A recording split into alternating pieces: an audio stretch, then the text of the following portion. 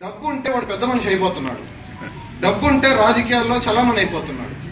డబ్బు ఉంటే ఏమైనా చేయొచ్చు అనేంత పరిస్థితులకి వ్యవస్థ చేసింది. మరి అలాంటి వ్యవస్థని మనమందరం చెప్తూనే ఉంటాం, వ్యవస్థ చెడిపోయింది, రాజకీయాలు నాశనం అయిపోయినాయి, రాజకీయాలు చెడిపోయాయి అని. కానీ ఆ రాజకీయాల్ని, ఆ వ్యవస్థని మార్చుకునే గొప్ప ఆయుధం అంబేద్కర్ గారు మనకు ఓటు రూపంలో ఇచ్చారు. అంటే మనం ఎవరినైతే ఎన్నుకోవాలో, ఎవరినైతే ఎన్నుకోవాలి అని అనుకుంటున్నామో వాళ్ళని ఎన్నుకునే ఓటు మన దగ్గరే కదా ఉంది. మనమే తప్పుడు ఎమ్మెల్యేలని, ఎంపీలని ఎన్నుకుని మళ్ళీ మనమే రాజకీయ నాయకులు బాలేదు, రాజకీయ వ్యవస్థ బాలేదు, రాజకీయ నాయకులందరూ ఇలా ఉన్నారు మనమే అనుకుంటున్నాం. ఈ రోజున్న పరిస్థితుల్లో మనం జగన్మోహన్ రెడ్డి గారి గురించి, మన అభినయ్ గారి గురించి ఒక 2 నిమిషాలు నేను మీకు చెప్పాలనుకుంటున్నాను. గడిచిన టీడీపీ ప్రభుత్వం 5 సంవత్సరాలలో ఇదే మన వార్డు పరిధి మాత్రమే నేను మాట్లాడతాను. ఎందుకంటే నా పరిధి వార్డు అంతవరకే కాబట్టి రాష్ట్ర స్థాయో తిరుపతి స్థాయి కూడా నేను మాట్లాడను. మన వార్డు గురించి మాత్రమే నేను మాట్లాడను.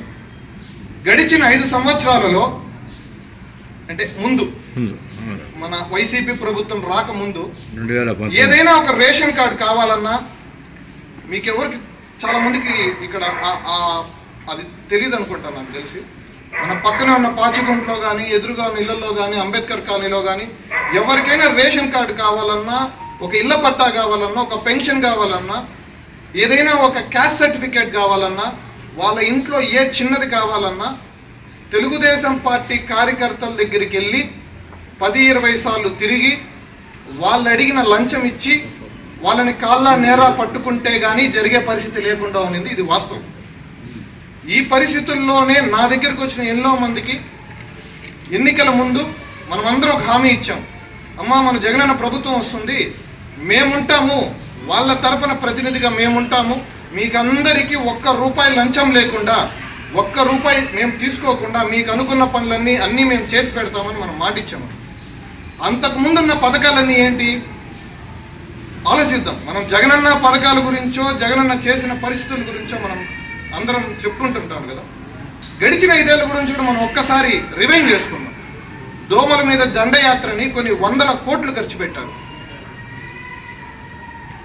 మన క్యాపిటల్ సిటీకి కొన్ని జస్ట్ ఓపెనింగ్ అని చెప్పి కొన్ని 100 కోట్లు ఖర్చు పెట్టారు. ఆ రోజు ఎవరు అది ఏంటి దోమల మీద దండయాత్ర ఏందయ్యా, దోమలు బోట్లు చూసి ఏమన్నా దోమలు బాధపడతాయా, లేకపోతే భయపడతాయా, వెళ్ళిపోతాయా అని ఎవ్వరూ ప్రశ్నించలేదు. ఈ రోజు జగన్మోహన్ రెడ్డి ఇస్తున్న ప్రతి పథకం పేదవాడి నోటి దగ్గరికి వెళ్తాను. ఇచ్చే ప్రతి రూపాయి కోవిడ్లో కానీ ఇప్పుడు కానీ ప్రతి పేదవాడికి అన్నం తినడానికో, వాడి ఇంటి సమస్యలనో, వాడు ఎంతో కొంత వాడికి ఎక్కడో ఒక చోట ఏదో ఒక రూపంలో వాడికి ఉపయోగపడతాను. మనం అధికారంలోకి వచ్చిన తర్వాత జగన్మోహన్ రెడ్డి గారు వాలంటీర్ వ్యవస్థని, సచివాలయ వ్యవస్థని తీసుకొని వచ్చిన తర్వాత ఏ ఒక్కరికైనా ఏ చిన్న సమస్య వచ్చినా, ఏ చిన్న సర్టిఫికేట్ కావాలన్నా మనం వాట్సాప్ గ్రూపులో పెడుతున్నామా? ఏ చిన్న సమస్య వచ్చినా అందరు రెస్పాండ్ అవుతున్నారా? ఇమీడియట్ గా ఆ సంబంధించిన సెక్రటరీ రావడము, ఆ సంబంధించిన వాలంటీర్ రావడము, అంతకన్నా జరిగినప్పుడు మేము రావడము, ఇదంతా ఒక వ్యవస్థలాగా ఏర్పడి ఏ ఒక్క చిన్న పొరపాటు లేకుండా మనం చూసుకోగలుగుతున్నాం. అదేవిధంగా మన వార్డుకి సంబంధించి మనం 30 ఏళ్ల తర్వాత రోడ్లైతే ఏమి, ఏదైనా డెవలప్మెంట్కి సంబంధించినవని 30 సంవత్సరాల తర్వాత మీరు ఇచ్చిన అవకాశంతో, మీరందరూ ఇచ్చిన ఆశీస్సులతో మనం ఎంతో చేసుకోగలిగాం. ఇంకా కూడా మనం చాలా చేసుకోవాల్సి ఉంది. ఖచ్చితంగా మన ప్రభుత్వం వస్తుంది.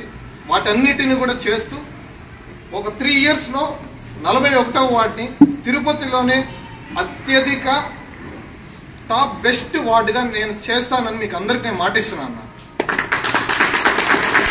ఇకపోతే మనకున్న కొన్ని సమస్యలు, రిజిస్ట్రేషన్కి సంబంధించిన సమస్యలు ఏదైతే ఉందో అది కొంత పెద్ద స్థాయికి సంబంధించింది అయినా కూడా మీకందరికీ నేను ఒక్కటైతే మాటిస్తున్నాను.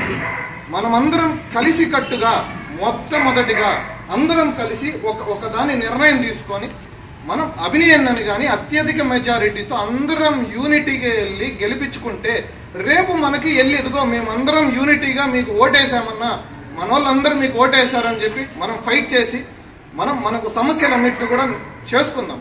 ఎందుకు చెప్తున్నాను అంటే ఎక్కడైతే యూనిటీ ఉంటుందో వాళ్ళకే అన్ని పనులు జరుగుతాయి, వాళ్ళే బలం, వాళ్ళే అన్ని.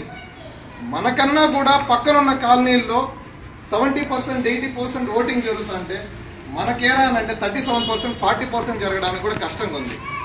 మనమే కదా ముందుండి మనమే కదా నిర్ణయాలు తీసుకోవాలి. మనలాంటి వాళ్ళని వెనకాలే కదా వాళ్ళందరూ నడవాలి. వాళ్ళే 60% 70% ఓటింగ్ వస్తున్నారన్న, మనమేమంటే 35% 40% ఓటింగ్ లో ఉన్నాం.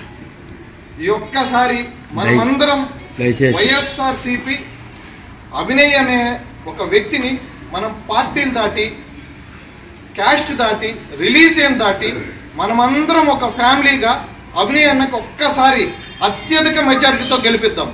మీ అందరి తరపున నేను అభినయ్ అన్నతో కొట్లాడి నేను ఎంత దూరం అన్న వచ్చి ఆ రిజిస్ట్రేషన్ సంబంధించింది ఎక్కడికి రావాలని ఏదైనా నేను మీలో భాగమయ్యి దాంట్లో నేను మీకు ఫైట్ చేసి ఆ ప్రాబ్లం సాల్వ్ అయ్యేంత వరకు నేను మీతో ఫైట్ చేస్తానని నేను మాటిస్తున్నాను అన్న. ఎందుకు నేను మళ్ళీ మనం అందరం అంటున్నానంటే ఏదైనా ఒక సమస్య వచ్చినా, ఏదైనా పండుగ వచ్చినా ఈ ఒక్క ఏదో రాజకీయాల గురించో మనం ఓటింగ్ గురించో కాకుండా మనమందరం ఇదే విధంగా ఏదైనా ఏం జరిగినా అందరం మనం కలిసికట్టుగా ఉంటూ మనమందరం కలిసి పోట్లాడదాం, కలిసి ఫైట్ చేద్దాం, కలిసి ఉందాం, అందరం కలిసి కట్టుగా. ఇంకా కూడా క్యాస్ట్, రిలీజియన్, నేను ఆ పార్టీ నేను ఈ పార్టీ అని లేకుండా మనం అందరం ఏ నిర్ణయం తీసుకున్నా, రేపు మీకు ఏదన్నా జరగకుండా మీరు అందరు కలిసి ఏ నిర్ణయం తీసుకున్నారు నిర్ణయం నేను కూడా ఇదే విధంగా కట్టుబడి ఉంటాను, నేను మాటిస్తున్నాను.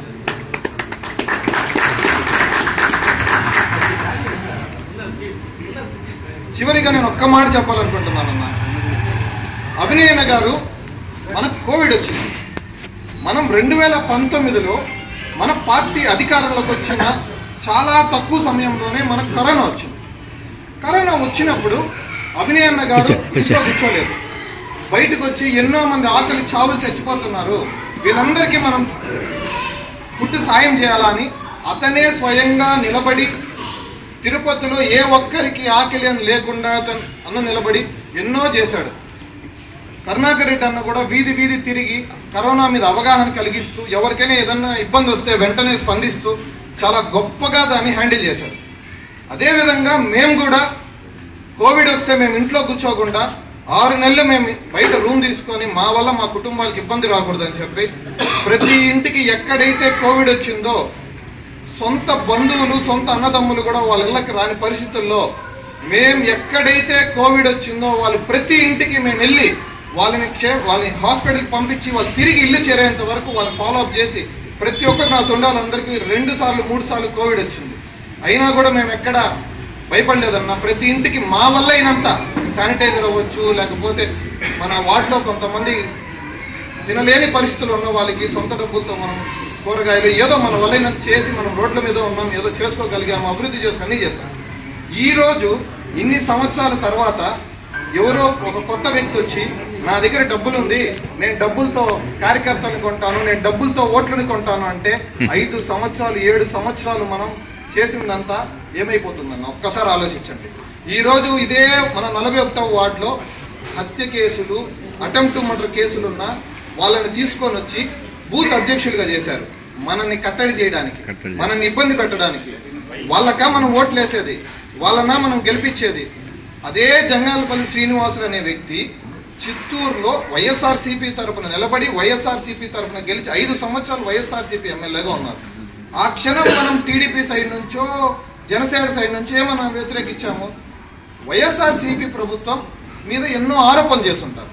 అతను కూడా ఒక భాగమే కదా.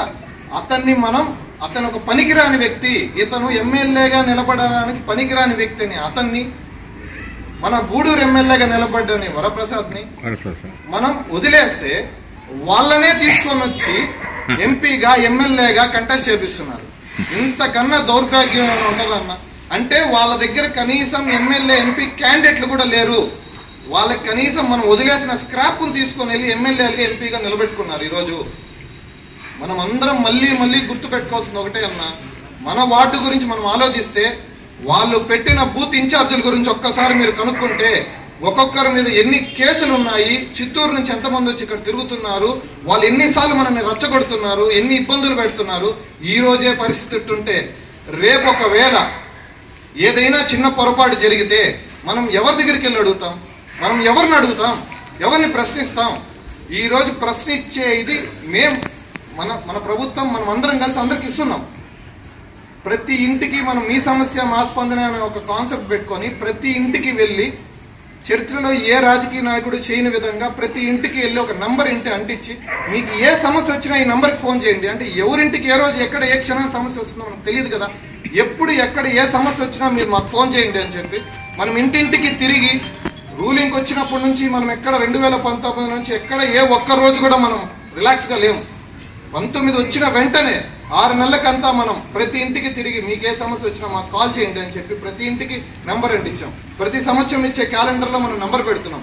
ఇంత రెస్పాన్సిబుల్గా ఉన్నాం, వార్డును డెవలప్ చేసుకున్నాం, అందరికి అందుబాటులో ఉన్నాం. కోవిడ్ లాంటి పరిస్థితులు, తుఫాన్ వచ్చింది, మన వార్డులో అందరినీ తీసుకొని వెళ్ళి మనం ఒక చోట పెట్టుకొని వాళ్ళందరూ మనం కాపాడుకోగలిగాం.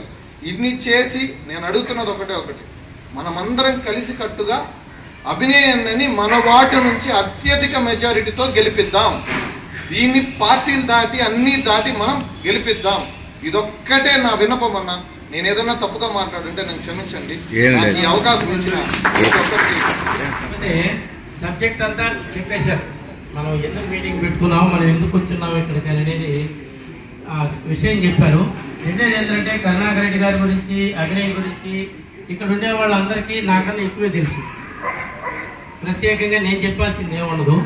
పోతే మనం అందరం ఏంటంటే అనుకుంటుండేది మన కాలనీలో సమస్య